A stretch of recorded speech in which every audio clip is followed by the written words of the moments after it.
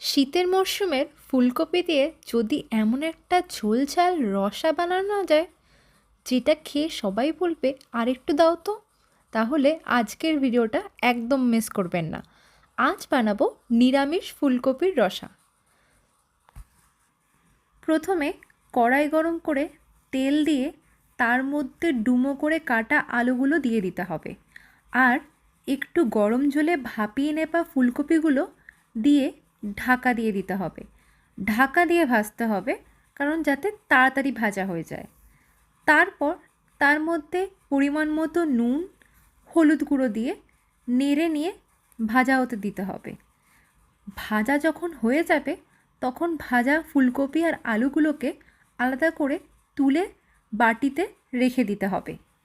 এইবার কড়াইতে তেল গরম করে তেজপাতা, গোটা জিরে, লবঙ্গ, দারচিনি, এলাচ আর টমেটো বাটা, তার মধ্যে মশলায় কাশ্মীরি লঙ্কার গুঁড়ো, জিরের গুঁড়ো, ধনের গুঁড়ো আর পরিমাণ মতো নুন হলুদ দিয়ে মিশিয়ে নিতে হবে মশলা কষানোর জন্য।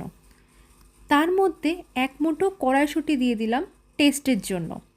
মশলা কষে আসলে তার মধ্যে ভেজে রাখা আলু আর ফুলকপিগুলো ঢেলে দেব।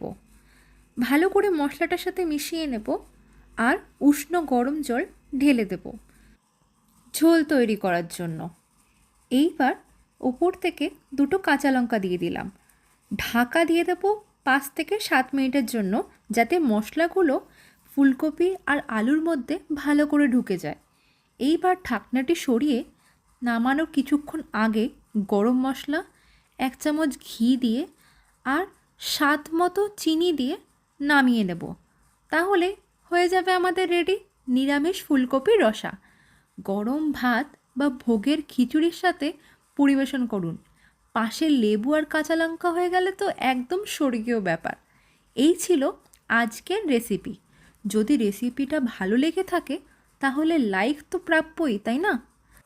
সাবস্ক্রাইব করে বেল আইকনটায় প্রেস করে দাও, তাহলে দেখবে পরের রেসিপিটার খবর একদম খবর কাগজের মতো চলে যাবে তোমার কাছে।